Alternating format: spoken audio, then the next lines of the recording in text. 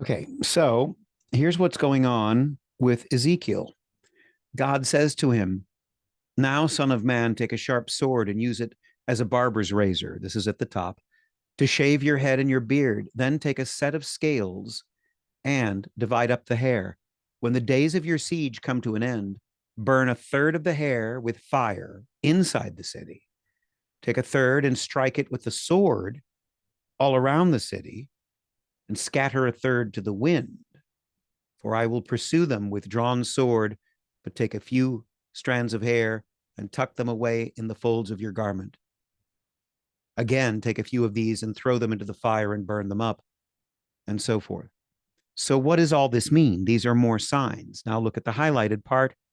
It means a third of your people will die of the plague or perish by famine inside you. God is now addressing Jerusalem. This is one of the strange things about the Bible. Sometimes God is quoted talking to the prophet here in Ezekiel. Sometimes he's addressing Israel.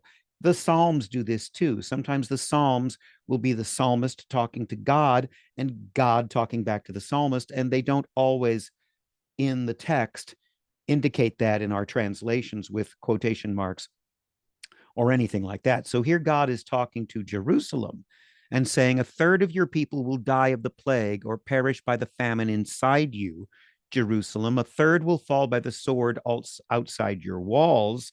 You start to get the picture. Ezekiel was to take a third of his hair and destroy it, burn it within the city, a third of it, and strike it by the sword outside the walls of the city. So there's also then, and a third I will scatter to the winds and pursue with a drawn sword. So let a third of it, God had told him, be blown away by the wind.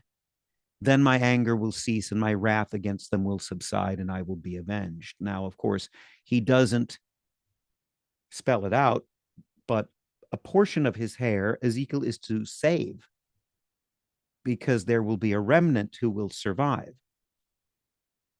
Now,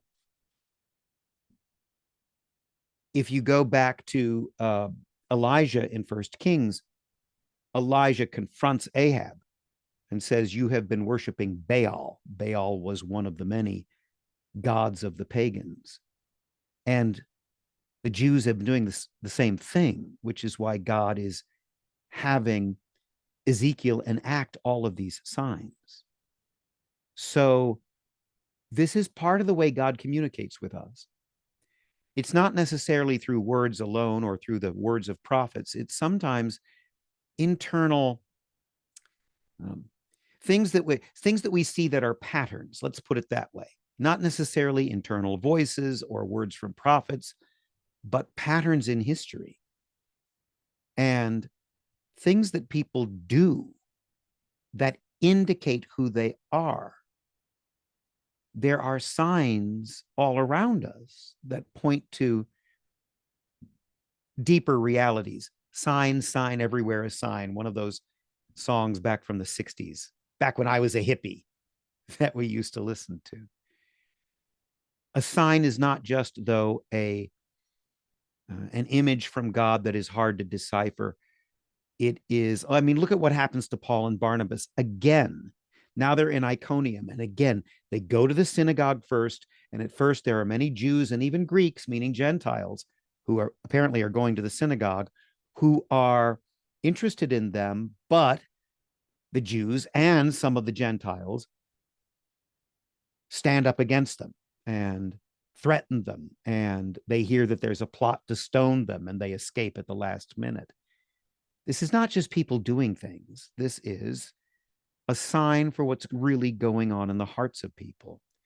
Look at how people behave. Look at patterns in history, and you will see these same kinds of signs.